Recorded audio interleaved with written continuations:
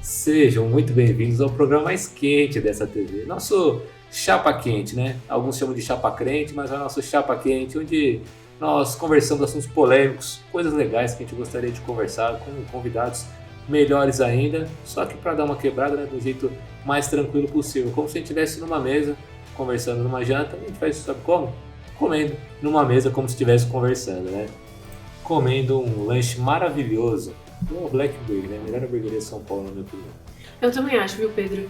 E aí, além da gente estar na melhor hamburgueria de São Paulo, a gente está com as melhores pessoas do universo. E digo isso despretensiosamente, porque hoje a conversa polêmica, a conversa quente que nós teremos é com Sérgio Lima.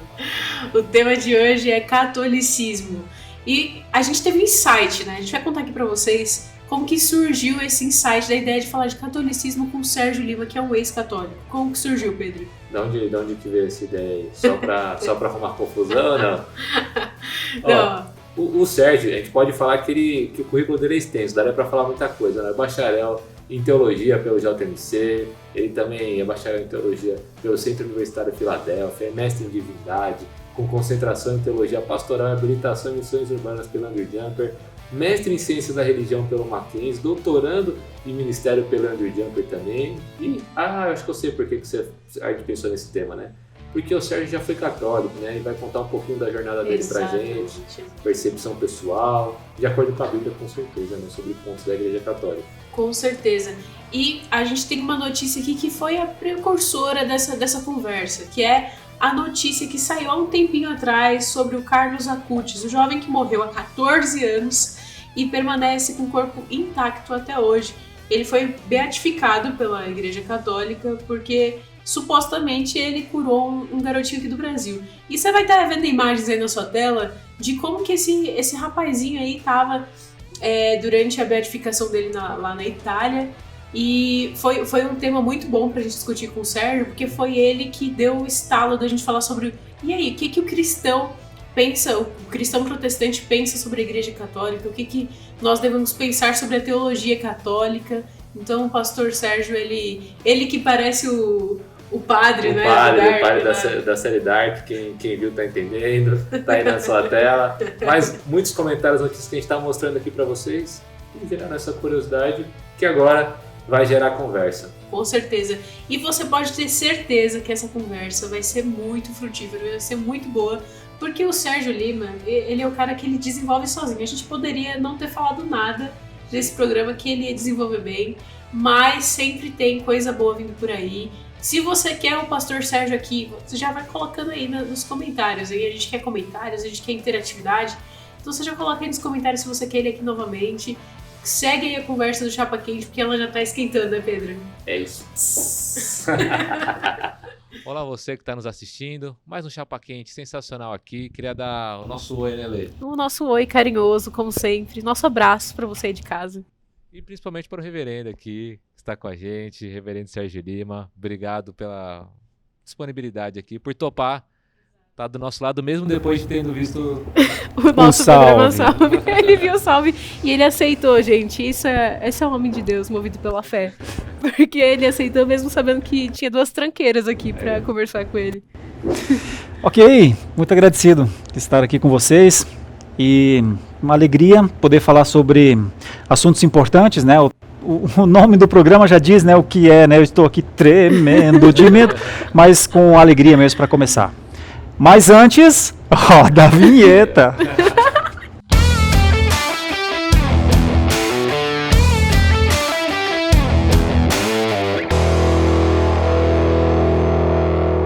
E agora, a gente vai começar aqui a nossa conversa com o pastor, né? Porque a chapa tá quente já, a chapa tá estralando, tá saindo várias fumaças já.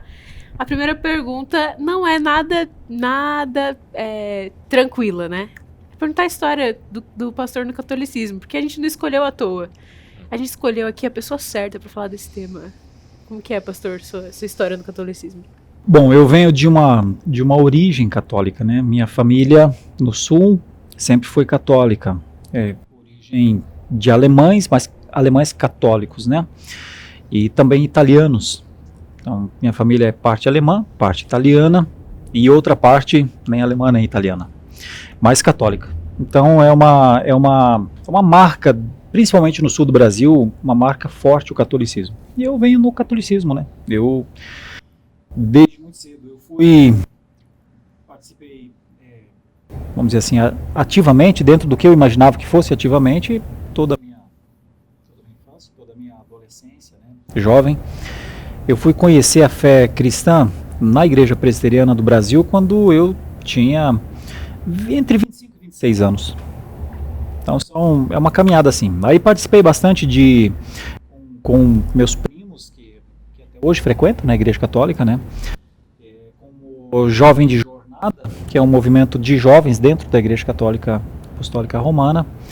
Participei desse movimento e, enfim, toda a minha mocidade foi dentro da Igreja Católica, frequentando missas, né? E com todo aquele suporte, vamos dizer assim, que a Igreja dá, né? A ideia de ser no Brasil, de Nossa Senhora Aparecida, né? Então, usei crucifixo, né? E usei adesivos, né, de Nossa Senhora Aparecida no carro a vida inteira, né?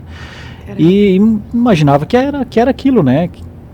Que eu estava fazendo alguma coisa certa com aquilo, né? Que era natural já. Natural, né? A fé veio de uma maneira surpreendente quando eu estava então com isso, com 25, 26 anos, e foi assim. A partir daí comecei a entender algumas coisas que eu não poderia fazer, por exemplo, dentro do movimento, né? Uma das coisas obviamente,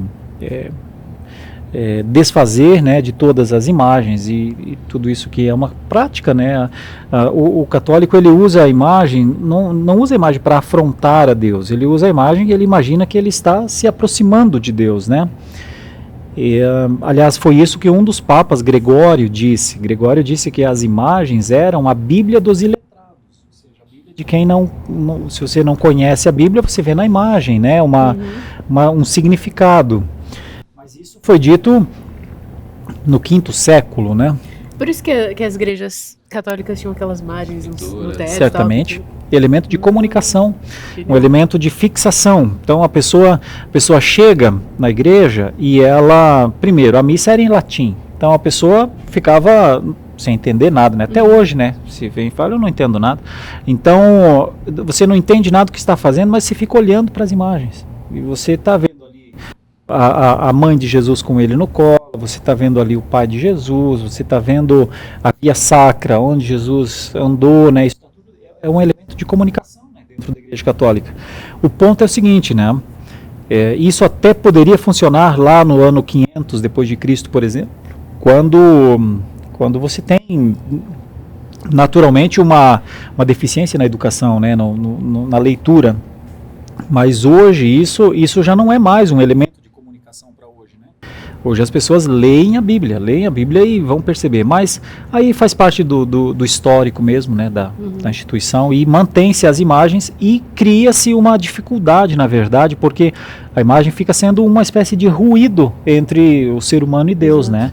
Mas essa é uma questão institucional. Eu imagino que dentro do catolicismo romano jamais se deixará de cultuar, de adorar e de buscar nos santos algum tipo de ajuda, né? Eu achei interessante, não sei se o protestantismo chegou com a imprensa, né? Que era tipo, em vez da imagem, chegou com a Bíblia escrita, né? Isso da imagem, teve uma vez que foi engraçado, que eu tava parece bem cult agora. Já tava com um amigo meu durante o intercâmbio, a gente foi visitar um museu, né? E aí, muito cult aqui.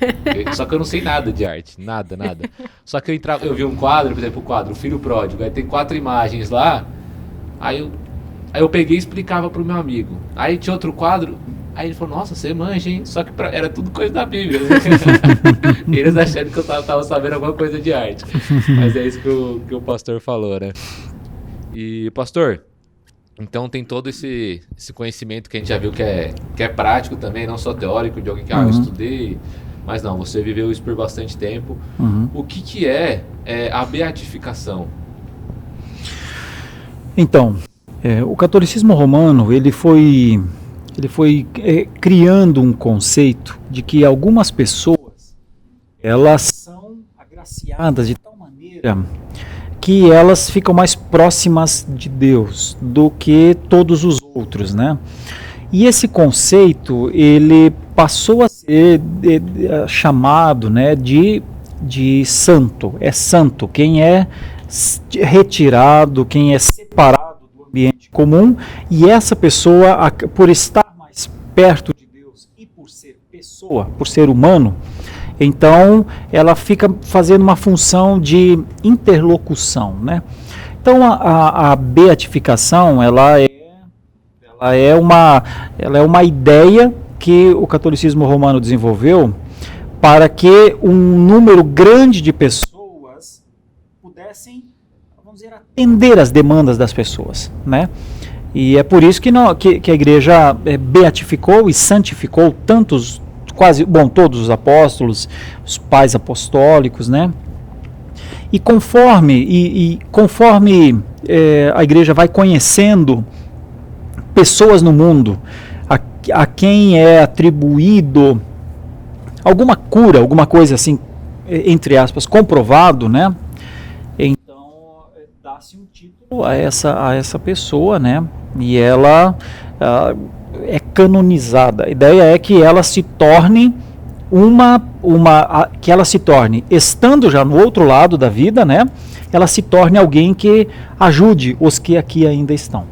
Então a beatificação, ela faz parte, obviamente, dos dogmas romanos, com o objetivo de que as pessoas coloquem a sua fé naquela pessoa e busquem algum tipo de socorro. Qual é o ponto para nós, o ponto de discordância em relação à beatificação? É que nós não temos nas Escrituras isso, não temos nada relacionado à beatificação, não temos nada nas Escrituras relacionado a isso, a uma pessoa ser elevada a uma condição de ela fazer interlocução, fazer mediação. Ao contrário, nós temos nas Escrituras que só há um mediador. 1 Timóteo 2,5. Só há um mediador entre Deus e os homens, e ele é Jesus. Então, todo santo, toda pessoa beatificada, a primeira parte não tem nada de errado em conceder honra, em conceder alguma coisa a essa pessoa que teve uma vida boa, uma vida para Deus, uma vida com testemunho ilibado, né? E não tem nada de errado nisso. A única coisa é que a segunda parte é uma promessa que não se pode cumprir. Porque quando se atribui a essa pessoa a capacidade de se fazer alguma coisa que ela jamais poderá fazer. Atribuir o poder, né? É. Eu estava lendo nessa matéria sobre o Acutis que os caras fizeram uma missa para ele, né? Tipo, de beatificação mesmo, para atribuir a ele a honra tal, do milagre que ele tinha feito. E, assim, eu assistindo online, via várias pessoas fazendo pedidos, assim. Sim. Nossa, cura minha esposa que tá com problema no útero, converta minha família. E aí eles vão falando vários problemas, né? Ele foi denominado como padroeiro da internet. Então as pessoas realmente fazem o pedido como se ele fosse um intercessor diante de Deus, né? Isso. E aí, pastor, surge uma dúvida na nossa cabeça. Porque a Bíblia chama os filhos de Deus de santos, né? Vocês santos que estão em Éfeso, não sei o que lá. E qual que é a diferença dessa atribuição que a Bíblia chama da gente de santo com uma pessoa que é canonizada na Igreja Católica? Certo. Para a Igreja Católica, santo é alguém que recebe uma honra e um poder de fazer alguma coisa pelas pessoas. Alguém que já morreu, teoricamente. Então, você não tem santos vivos, né? O Papa não é santo. Não, no sentido de santo. Ele pode, no dia em que ele morrer ou alguma coisa assim, ele pode ser. Há alguns papas que são, né? Canonizados e é lhes dado o status de santo. O Papa, ele é considerado o vigário de Cristo na Terra, né? E ele, inclusive, é uma questão muito complicada, porque é dada ao Papa uma espécie de condição de ser infalível, né? De ser o homem que não erra. E isso é muito problemático porque nós também não temos as Escrituras. Todos os nossos apóstolos, a gente vê erros assim, crassos neles, o caso de Pedro, né, por exemplo, que negou Cristo, e outros, né? Então, na Igreja Católica, o santo, ele é isso, é alguém que recebe uma honra pós-morte e que essa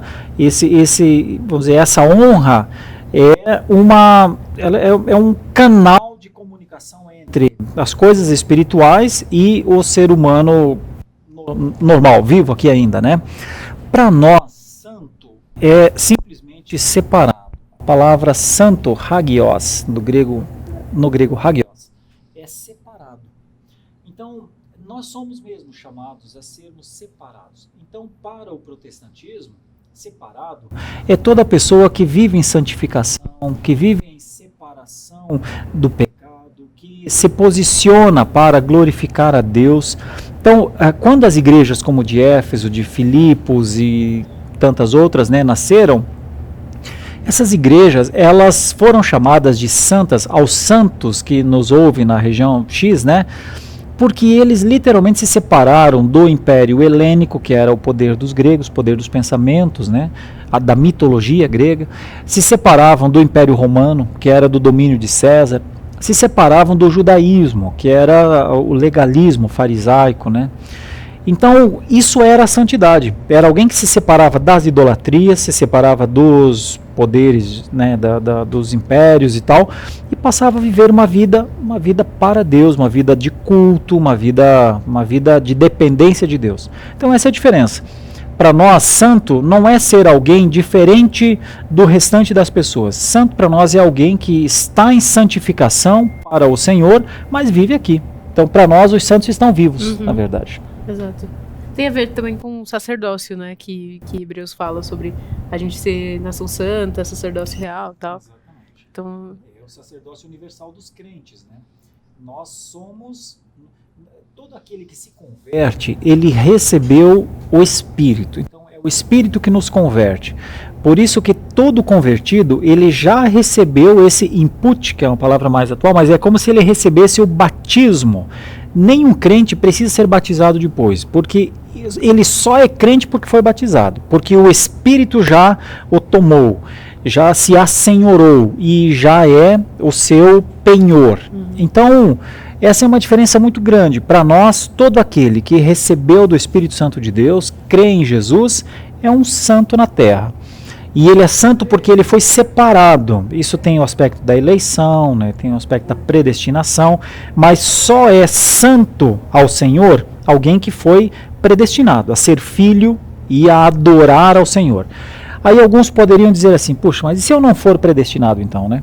E se eu não for predestinado? Eu digo o seguinte, quem não é predestinado nunca vai gostar das coisas de Deus, não vai procurar a graça que vem de Deus, não vai procurar a obediência a Deus, não vai ter nada, as coisas de Deus lhe serão sempre como um espinho no sapato. enfado, né? É um cansaço terrível, uma coisa ruim, eles terão ojeriza.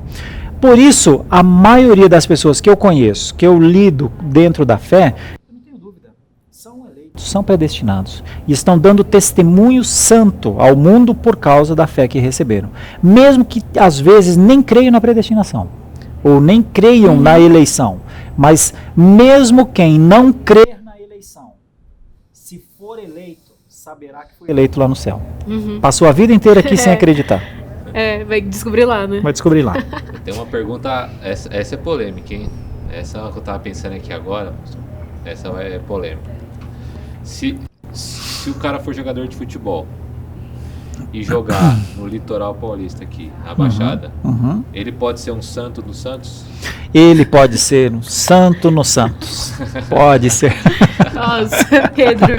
Polêmica, obrigada, não? acabou aqui. Eu achei que ia vir uma coisa boa. Não, mas sempre dá pra piorar.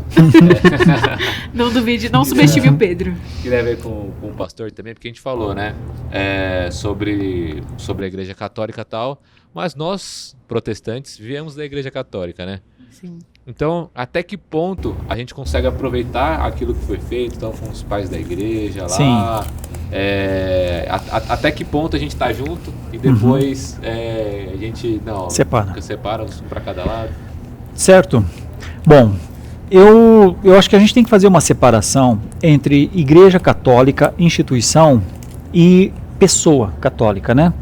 Porque a instituição católica, a instituição Igreja Católica Apostólica Romana, ela é uma instituição milenar, colonialista. Ela chegou no Brasil, né, com a coroa portuguesa.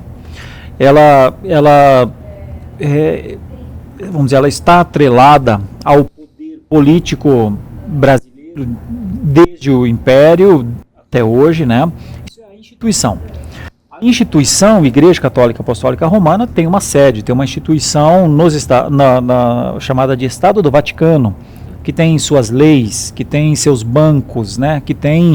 Ele é um território. Então isso é uma instituição política, econômica muito forte. Isso é a instituição Igreja Católica Apostólica Romana. Isso é uma coisa. O ser humano, a pessoa que frequenta a Igreja Católica é outra coisa, na minha opinião. É alguém que foi ensinado a praticar muitas coisas que de repente a gente pensa, por que ele faz isso? Mas ele foi ensinado a fazer aquilo. Então ele frequenta a igreja e vê como é. Um estado como o nosso, o estado de São Paulo, onde nós moramos, né? Mas poderia dizer que é o Brasil. Todos os dias nasce alguém aqui em São Paulo que nasce católico. Ele nasce porque os pais são. E nunca houve uma desvinculação a isso. Nos dias atuais nós temos um grande grupo de pessoas a quem nós denominamos católicos nominais, né? São pessoas que não vão à igreja. Mas mesmo ele sem ir à igreja, ele está acostumado às pessoas que levam batizar na igreja a criança, que levam fazer comunhão na igreja, faz catequese muito rapidamente, casa na igreja, e quando morre chama o padre para fazer percebe? Isso é cultural. Então, essa vida cultural católica, ela é separada, de certa forma, da instituição monetária, colonialista, conquistadora, catequizadora, que é a Igreja Católica Apostólica Romana. As pessoas estão dentro da Igreja Católica, mas elas não são católicas muitas vezes como pensam que são. Muita gente faz parte do catolicismo, mas ela não conhece a Igreja Católica. Ela está dentro de uma instituição que ela não sabe como o colegiado de bispos age, como a cúria age, como a CNBB age, ela não sabe. Quer dizer, ela está completamente alijada disso. E o que ela faz é ir para a igreja no domingo. Então, eu tenho muito respeito por essa gente, sabe? De um jeito de quem veio de dentro de uma igreja, de um membro que não sabia de nada dessas coisas. Então, eu tenho muito respeito e penso o seguinte, que muitos católicos hoje, eles podem ser respeitados na sua forma, mas é possível avançar em conversa com o mundo católico romano de hoje sobre essas coisas fundamentais. Sabe, vale a pena ficar dentro de uma instituição que necessariamente não atribui a Cristo o senso de salvação? Quer dizer, vale a pena. Você acha que é sua amiga, uma instituição que você está dentro, e ela não te oferece a salvação? Ela te oferece uma outra coisa, ela te oferece outras coisas. Quer dizer, você realmente acha que é razoável você estar numa igreja que diz que é a igreja de Deus, mas que te ensina o caminho da idolatria, que te ensina o caminho de dogmas que não são bíblicos? Esse é o ponto que eu acho que respeitosamente deveria se estabelecer. Porque é muito fácil falar, mas eles são católicos, eles não entendem nada, né? É muito fácil você pejorizar, você agredir. A evangelização não precisa disso. Porque não é culpa de alguém não saber de todas as coisas se não lhe é ensinado. Então, a gente não precisa trabalhar com esse ponto de polarização. A gente poderia pensar, nós vivemos em um país colonizado pelo Império Português, por Portugal, e também veio com ele a Igreja Católica Apostólica Romana. Então, essa é a nossa origem, não podemos fugir disso. Agora, quando nós descobrimos que há uma verdade mais limpa, mais pura, mais perfeita, mais clara, mais real, então nós vamos permanecer? diante daqueles ensinos, vamos dizer assim, que não nos levam ao céu, que prefere, por exemplo, o semipelagianismo, que é parte da teologia romana, né? Que afirma que boas obras levam ao céu, sendo que a palavra de Deus, a Bíblia diz que nenhuma boa obra nos leva ao céu. Então esse é o meu ponto de reflexão. Eu sou um evangelista, eu venho do mundo católico romano, eu não ofendo e não desprezo a instituição, mas eu jamais voltaria para lá, jamais, respeitando tudo, mas jamais, porque por que eu voltaria para um estado que não se importa realmente com a minha salvação?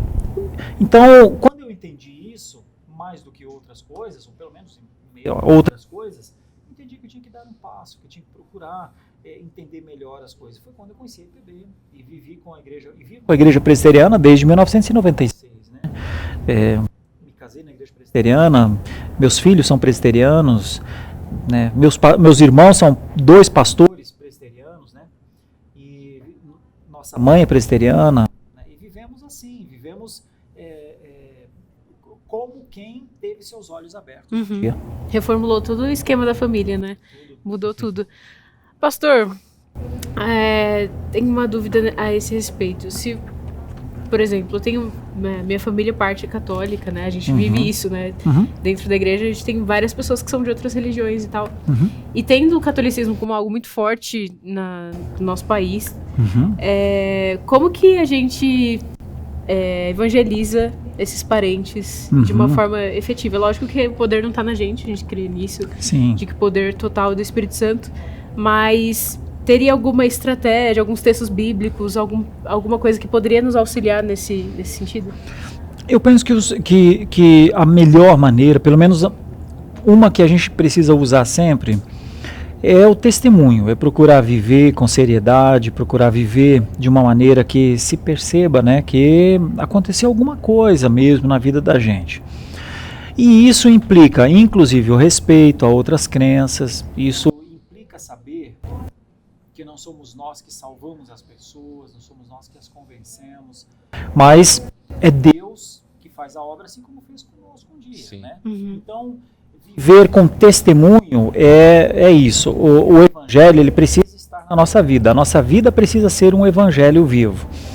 Com isso, nós, se pudermos, quando nos é dada a oportunidade de conversar, eu acho que tem textos importantes, principalmente na cristologia, né, que aponta para o mediador. Eu acho que esse é o ponto principal de diálogo, não só com os católicos romanos, mas com todos os segmentos. Né?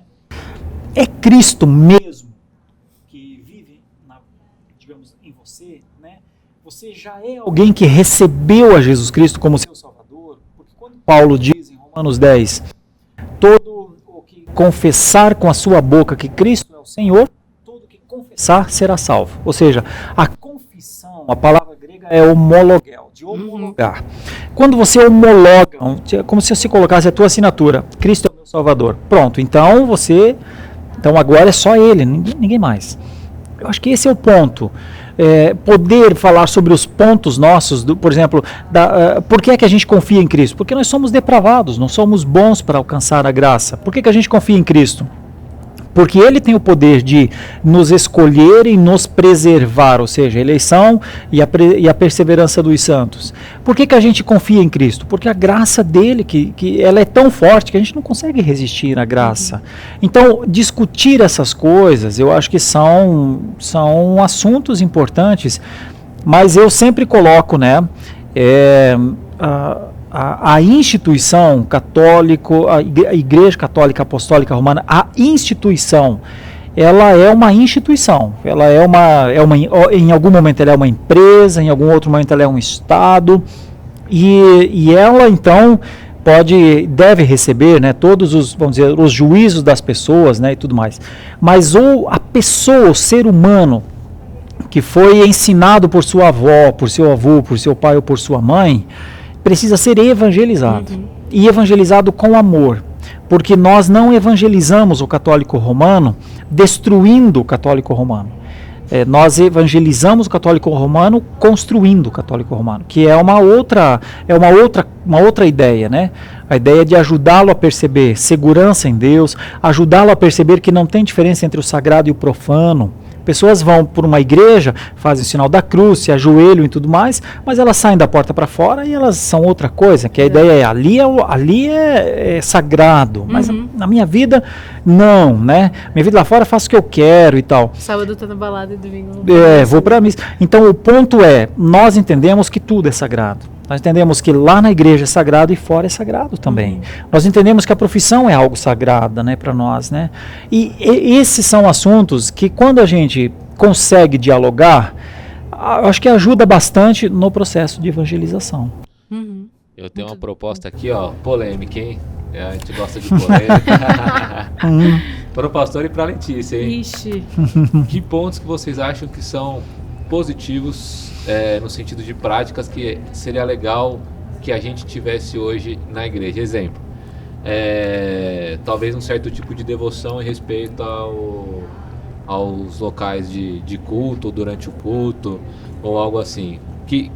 Como a gente está falando sobre coisas que são deturpadas da Bíblia, o que você acha que talvez a gente pudesse voltar às práticas no sentido de hábitos e tal do catolicismo? O que você acha, Letícia? Sinal da cruz. Olha, uma das coisas que eu acho que a gente poderia e pode aprender mesmo é com a primeira parte de um problema para o catolicismo, que é o sagrado e o profano. Quando eles trabalham o conceito de sagrado, eles trabalham bem. Eles trabalham de uma maneira, eu acredito, melhor do que muitos de nós. Eles trabalham bem. Eles compreendem que aquele local, que aquele local realmente tem que ser respeitado. Mas isso se dá por uma coisa que normalmente não é falada também, né? Que é uma questão litúrgica. O catolicismo, ele segue uma liturgia mais templista do Templo de Salomão. Então, por isso, a missa é um sacrifício, por isso tem um sacerdote lá, o padre é chamado de sacerdote, né? E veja, eu estou respeitando tudo isso, né? Não estou agredindo a ninguém, absolutamente, nem julgando. É uma escolha por ter um sistema chamado de templista. E aí tem todo o ritual, por isso a missa é um rito, né? Um rito que se presta. O protestantismo escolheu uma outra forma litúrgica, chamada de sinagogal, que nós encontramos na sinagoga, no conceito judaico das sinagogas, um jeito de cultuar. E então, para nós, o culto, ele não é um rito. O culto é um momento de diálogo com Deus. E esse diálogo se dá com orações, com canções e principalmente com a leitura e exposição da palavra. Porque o ponto mais alto da sinagoga, da cerimônia da sinagoga, era a chamada Cátedra de Moisés. Quando pregava-se sentado, mas rolavam-se os rolos, né, de pergaminho e o responsável, então, ele lia o rolo, né, sentado. Então, esse é um aspecto. Para nós, a pregação é a parte central do culto. Todas as partes são importantes, mas a pregação é a parte central. Então, vejam como é diferente.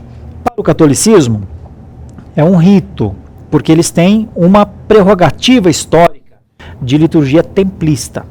Para nós é um diálogo, que é sempre novo. As leituras são diferentes, as pregações são diferentes, as canções são diferentes, hinos e tudo mais. Porque para nós é uma conversa com Deus. Mas com um detalhe, é para Deus. O culto protestante é glorificador, ou seja, ele existe para adorar a Deus. Então não tem espaço para um culto humanista, para um culto egoísta, não existe culto para as pessoas. Por isso, para nós, não existe assim, olha, as pessoas brincam, hoje o culto foi para mim, né? Mas nunca é. O culto é sempre para Deus. Essa pode ser uma verdade, né? Porque culto é para Deus. Aliás, é o que está o que está no princípio regulador do culto. O culto tem que ser histórico, tem que ser evangélico, tem que ser para Deus. Ele precisa vir das Escrituras, ou seja, todas as partes do culto precisam ter. A Bíblia é a base do culto, né? Todas as partes vêm de lá. Então essas são diferenças, né, para eu acho interessante, pensar. Pastor, porque entender essas duas vertentes, entender por que eles fazem o culto dessa forma, entender por que a gente faz dessa forma, acho que melhora até o diálogo, né? Porque a gente entende de qual pressuposto eles estão partindo para fazer a missa. Porque a gente sempre parte do nosso, né? É para Deus, por isso que eles não devem ter os santos e tal. E a gente acaba sendo hostil para falar. Quando a gente entende essa prerrogativa, acho que fica muito mais fácil da gente entender, poxa, eles pensam dessa maneira. E aí cria um diálogo muito mais saudável, né? Mas essa é a questão de hoje. E o amor, né? Pra falar, como a gente falou no outro programa sobre apologética, de que não querer só ter razão, né? Porque é muito mais fácil a gente brigar, discutir pra ter razão, do que realmente da nossa intenção de tratar com amor e conversar e abrir o diálogo, né, pastor? Queria saber então, passa rápido, hein? A gente come rapidinho, conversa. Não sei se já aconteceu com você. Você estava comendo, conversando, tal, quando você viu o horário. 4 horas da manhã. Você tá vendo no celular, 30 chamadas perdidas, você viu onde você tá, como é que aconteceu, e você tava só conversando. Exato. Aí você vai falar pra sua mãe isso, ela fala, meu filho, onde você tava? Então essa conversa durou muito. É porque é boa, a conversa é boa. Queria pedir pro pastor, então, deixar um recado pro pessoal que tá assistindo a gente, a respeito disso tudo que a gente conversou aqui hoje, né? A chapa é quente, mas a gente sempre dá uma esfriadinha no final. A gente joga uma aguinha pra limpar. Bom, eu sou um evangelista, né? Minha vida é fazer missões. E eu gostaria de dizer uma coisa para 2 grupos, assim. Primeiramente, dizer ao grupo que talvez, ou pessoas que nos assistam agora, que são membros da Igreja Católica Romana. Eu gostaria de trazer uma breve reflexão. Você sabe exatamente por que essa igreja está aqui, o que ela, como instituição, o que ela pode fazer por você, pela sua salvação, pela salvação da sua família, pela salvação dos seus filhos? Porque se você crer em Jesus, se você crer definitivamente que a salvação não é por obras e é só por Jesus, você vai repensar. De alguma maneira você precisa repensar, a não ser que você não ligue para isso. Mas eu digo um negócio para você. Se você não ligar para isso, se você não ligar para isso, se você não ligar para a salvação, se você não ligar para o único mediador entre Deus e os homens, se você não der importância, não é a igreja que vai lhe levar para o inferno. É você mesmo. É você mesmo. Não vai resolver lá na frente você falar assim, essa igreja não me ensinou, essa igreja não vai resolver. Então, se você estiver não dando importância, se você é membro de uma igreja, simplesmente, nominalmente, o errado não é a igreja não. O errado é você. É o que você está fazendo com a sua vida e com a sua família. Então, essa é uma palavra de reflexão.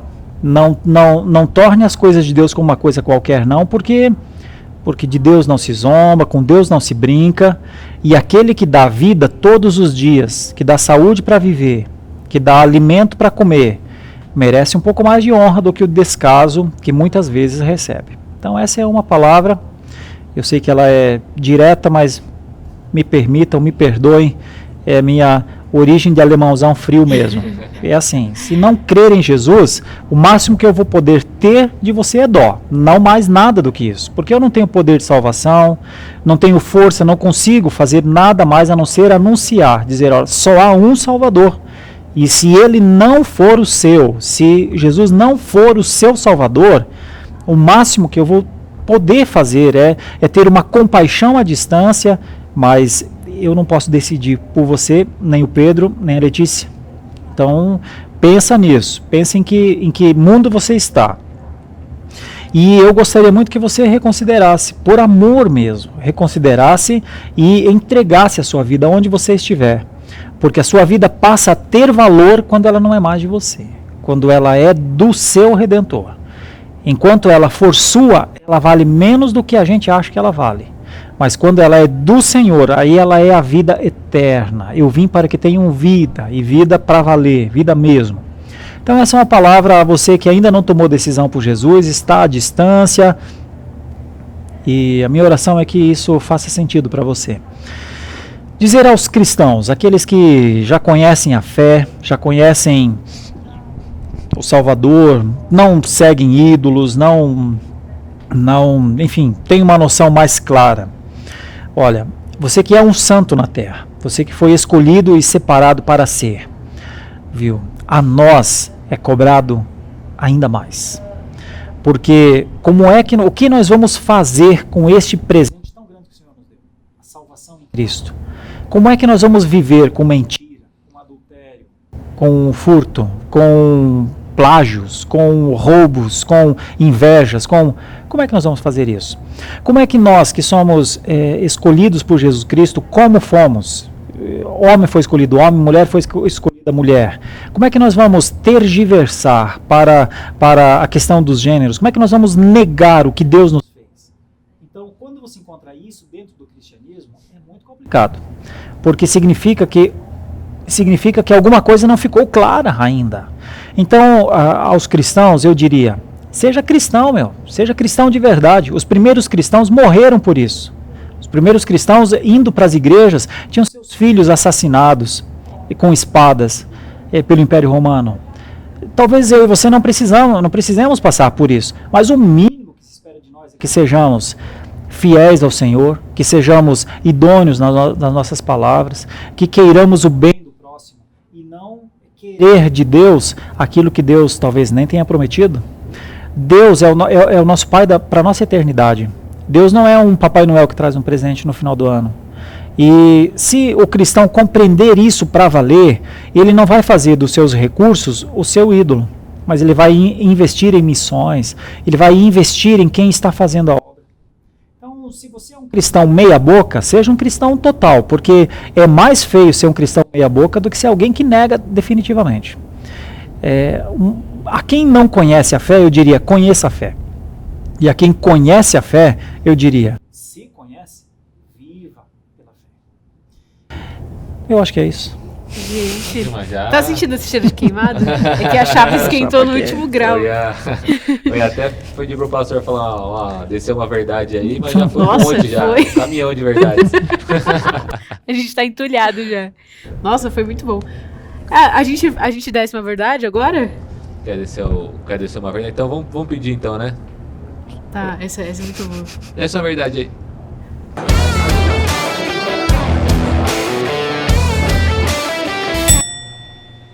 O santo não é alguém para você olhar para ele. Talvez o santo mesmo seja você. Santo não é alguém que está numa parede, numa imagem. Santo é você, que o Espírito Santo lhe separou para ele. Então, não pense que santos são melhores ou estão mais próximos de Deus do que você. Santos criados por igrejas, denominações, são pessoas boas, mas não são você. O santo é aquele que, com o Espírito Santo, caminha para perto de Deus. Então, os santos não são para serem vistos. Os santos existem para viver. Show de bênção. Com essa verdade que a gente encerra e agradece muito exato. demais, do fundo do coração. Mas antes de encerrar, a gente tem que pedir a comanda, né? Ah, é verdade. Porque a gente tem que pagar. Eu sei que você já pagou tudo por nós, mas a comanda aqui, então fecha pra gente, Lê. Vou fechar.